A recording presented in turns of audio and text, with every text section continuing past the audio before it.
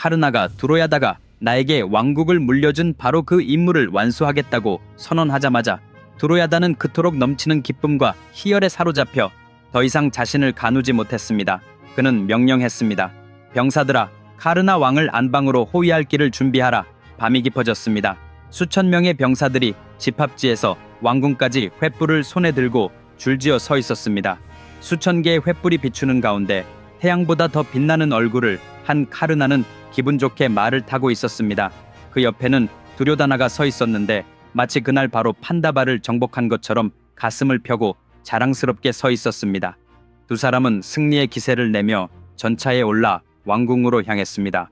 그러나 그들이 떠날 때 회의장에 있던 한 여인은 슬픔의 바다와 기쁨의 하늘을 동시에 드러내는 표정을 지었습니다. 그 여인은 다름 아닌 쿤티였습니다. 카르나가 회의장에 들어서는 순간 그녀는 그를 알아봤습니다. 그의 갑옷과 귀걸이를 보고 그녀는 이 사람이 내 아들이다 라고 깨달았습니다. 그러나 그날은 그녀가 기도했던 날이었습니다. 그녀는 평생 그렇게 많은 감정을 한꺼번에 경험한 적이 없었습니다. 아마도 다른 어떤 여성도 지금까지 그런 감정의 폭을 느껴본 적이 없을 것입니다. 왜냐하면 그녀가 그를 보았을 때 그녀는 그가 태어난 순간에 신들에게 짐을 지운 것을 기억했기 때문입니다. 그녀는 그를 바구니에 넣고 강에 띄웠습니다. 그 기억이 그녀를 아프게 했습니다. 그녀는 무력감을 느꼈습니다. 그녀는 아들이 자라서 이제 당당하게 서 있는 모습을 보고 기쁨을 느꼈습니다. 그녀는 아들이 파라슈라마 밑에서 훈련을 받고 강력한 전사가 되었다는 사실에 자부심을 느꼈습니다. 그녀는 오랜 세월이 흘렀는데도 아들에게 달려가 안아줄 수 없다는 사실에 괴로움을 느꼈습니다. 그녀는 이 용감한 사람이 모든 사람들 앞에서 굴욕을 당하고 있는데도 내 아들이라고 말할 수 없다는 사실에 대해 나 자신에 대한 증오심을 느꼈습니다. 그녀는 형제처럼 지내야 할 아르주나와 카르나가 죽음의 라이벌이 되어버린 것에 대해 괴로움을 느꼈습니다. 또한 적임임에도 불구하고 두로야나가 카르나에게 왕권을 주어 왕으로 삼은 것에 대해 이상한 행복감을 느꼈습니다. 이 모든 감정이 한꺼번에 그녀에게 몰려왔습니다. 결국 그녀는 그 짐을 멀리 있는 신들에게 맡기고 마음속으로 카르나를 축복했습니다. 그날 두료다나는 손을 가슴에 얹고 평화롭게 잠들었습니다. 그러나 옆방에 있는 카르나는 잠을 잘 수가 없었습니다. 그의 마음속에는 수천 가지 생각이 들끓고 있었습니다. 그는 스스로에게 내 인생은 무엇인가 라고 자문하고 과거를 회상하기 시작했습니다. 카르나가 막연한 기억을 떠올릴 수 있을 정도로 나이가 들었을 때 그는 어머니 라덱에 물었습니다. 엄마, 어떻게 나만 귀걸이를 하고 나만 갑옷을 입게 된 거죠? 그날 어머니는 카르나에게 이렇게 말했습니다. 얘야, 옛날 옛적에 네가 바구니에 실려 강을 따라 내려오던 날 내가 널 처음 보았을 때 아이를 갖지 못했다는 슬픔이 사라졌단다. 당신이 내 자궁에서 나온 것은 아니지만 야쇼다가 크리슈나를 키운 것처럼 나는 당신을 더 많은 사랑과 애정으로 키웠다. 당신이 내 자궁에서 태어나지 않았더라도 나는 당신의 어머니다. 이 사실을 알게 된 후에도 카르나는 진정한 부모를 찾을 필요성을 느끼지 못했습니다. 라다가 그토록 헌신적으로 그를 키웠기 때문입니다. 나중에 카르나가 파라슈라마에게 제자가 되기를 청하자 파라슈라마는 나는 크샤트리아를 가르치지 않는다고 말했습니다. 카르나는 저는 크샤트리아가 아니라 수타 전차병의 아들입니다 라고 대답했고 그렇게 제자로 받아들여졌습니다. 카르나는 곧 파라슈라마의 사랑받는 제자가 되었습니다. 파라슈라마는 그에게 전쟁의 모든 기술을 가르쳤습니다. 어느 날 파라슈라마는 피곤해서 나무 밑에서 쉬고 싶었습니다. 스승의 머리 밑에 베개가 없다는 것을 본 카르나는 구루데브, 제 허벅지에 머리를 기대세요 라고 말했습니다. 그때까지 카르나는 이미 파라슈라마에게서 수많은 기술을 배웠습니다. 그러나 인드라는 깨달았습니다. 이 세상에서 아르주나를 대적할 수 있는 사람은 카르나뿐이라는 것을 말입니다. 아르주나가 인드라의 은총으로 태어났기 때문에 인드라는 카르나의 힘이 커지는 것을 두려워하여 그것을 단절하기로 결정했습니다. 그는 쏘는 벌레의 모습을 하고 카르나의 허벅지 안으로 들어가 그를 물기 시작했습니다. 카르나는 그 벌레를 죽일 수 있었지만 그렇게 하려면 움직여야 했고 그러면 스승의 잠을 방해하게 될 것입니다. 그래서 그는 벌레가 자신을 물도록 내버려 두었습니다. 따끔거리면 따끔거리게 놔두자고 생각하면서 말입니다. 잠시 후 벌레는 깊고 잔인하게 물었고 카르나의 살을 찢어 놓았습니다. 피가 흘러나와 파라슈라마의 어깨 위로 흘러내렸습니다. 젖은 것을 느낀 파라슈라마는 깨어나 보니 카르나의 허벅지에서 피가 끊임없이 흘러내리고 있었습니다. 자신의 어깨에 닿은 피를 만지작거리며 그는 주저하지 않고 즉시 외쳤다. 이 배신자, 너는 수타라고 거짓말을 해서 내게서 이 모든 기술을 배웠지만 사실 너는 크샤트리아야. 어떻게 감히 나를 속일 수 있느냐? 카르나는 저는 정말로 수타입니다 라고 애원했지만 파라슈라마는 조용히 해라 라고 반박했다.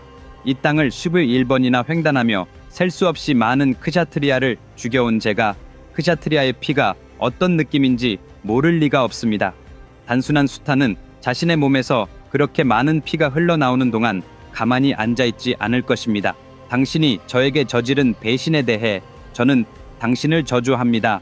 당신이 전투 기술을 가장 필요로 하는 바로 그 순간에 당신이 제가 가르쳐준 모든 기술을 잊어버리게 될 것입니다. 그렇게 말하고 그는 분노에 차서 떠났습니다. 친구들, 한 편의 흥미로운 이야기를 읽는 것만으로 누군가의 인생이 완전히 바뀔 수 있다고 믿으십니까? 그 이야기를 자녀에게 소리내어 읽어주면 자녀가 인생에서 필요한 모든 가치를 배울 수 있다고 믿으십니까? 그리고 지금 또는 미래에 겪게 될 어떤 문제도 한 편의 이야기를 읽는 것만으로 해결할 수 있다고 믿으십니까? 믿거나 말거나 가능합니다. 인류 역사상 가장 위대한 서사시인 마하바라타, 디 마하파라타를 통해서만 가능합니다. 이 이야기는 어떤 블록버스터 영화보다 100배는 더 훌륭합니다. 도전입니다. 비크라마디티아의 말로 쓰인 마하바라타 전편은 두 부분으로 구성되어 있으며 아마존과 나시세계의 다른 온라인 상점에서 인쇄본과 전자책으로 구입할 수 있습니다. 이 책은 전 세계적으로 54개 언어로 제공됩니다. 설명에 이 비디오 아래에 링크를 제공했습니다. 즉시 주문하세요. 이 책은 단순한 책이 아니라 인생에 필요한 모든 것을 담고 있는 도서관이기 때문입니다. 카르나가 어머니 라다에게 파라슈라마의 비난에 대해 이야기했을 때 어머니는 이렇게 말했습니다. 아마도 파라슈라마가 옳을지도 몰라. 어쩌면 당신은 정말로 크샤트리아이고 당신의 친부모도 크샤트리아일지도 몰라. 자신의 진정한 정체성을 밝히기로 결심한 카르나는 그날 바로 길을 떠났습니다. 그는 여러 곳을 돌아다녔습니다. 어느 날 카르나는 길을 걷다가 풀을 뜯고 있는 소를 보았습니다. 갑자기 호랑이가 그 소를 향해 달려들었습니다. 카르나는 재빨리 활을 들고 호랑이에게 화살을 쏘아 그 자리에서 죽였습니다. 호랑이는 죽자마자 송아지로 변했습니다. 마지막 울음소리를 들은 베다 학자가 소가 묶여있던 근처의 집에서 달려 나왔습니다. 죽은 송아지와 송아지 몸에 박힌 화살, 그리고 활을 들고 서 있는 카르나를 보고 학자는 소리쳤습니다. 이봐, 꼬마야, 네가 이 송아지를 죽인 사람이냐? 어미의 젖을 먹으러 오는 어린 송아지를 어떻게 죽일 수 있느냐?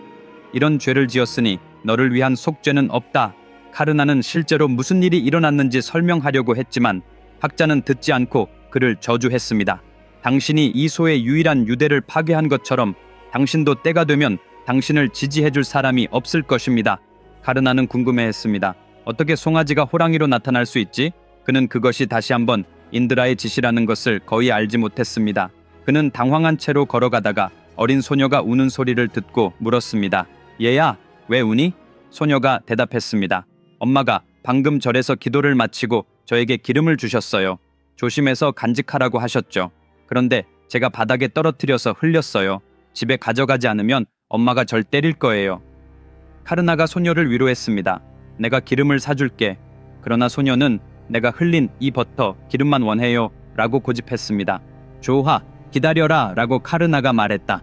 그는 땅에서 흙을 퍼서 꾹 눌렀다가 버터를 분리해서 그녀에게 돌려주었다. 그때 대지의 여신이 나타나 외쳤다. 바보, 내 것이 되면 다시 돌려받을 수 없다는 것을 모르느냐? 이유가 무엇이든 당신은 내 원칙을 어겼습니다. 그러므로 당신이 전차를 지원하기 위해 내가 가장 필요할 때 나는 그렇게 하지 않을 것입니다. 그리고 그녀는 그를 저주했습니다. 카르나는 즉시 쓴웃음을 지었습니다. 대지의 여신이 그에게 물었습니다. 내가 너를 저주했는데 왜 웃는 거지? 카르나가 대답했습니다. 갓 태어난 아들을 소중히 여겼어야 할 어머니가 그를 강해 버렸습니다. 뛰어난 제자를 자랑스러워해야 할 구루가 그의 모든 기술을 잊어버리라고 그를 저주했습니다. 배대 정통한 학자가 사람들을 깨우쳐야 한다고 말하며 저를 저주했습니다. 저의 사랑하는 사람들이 저를 버릴 것이라고 말했습니다. 그리고 이제 끝없는 인내의 화신으로 모든 사람에게 칭송받는 대지의 여신이 사소한 실수 하나를 이유로 저를 저주했습니다. 제 인생을 생각하면 울지도 못합니다. 웃을 수밖에 없습니다. 카르나의 말을 들은 대지의 여신은 깊은 슬픔을 느꼈습니다. 그녀는 더 이상 아무 말도 하지 못하고 땅속으로 사라졌습니다.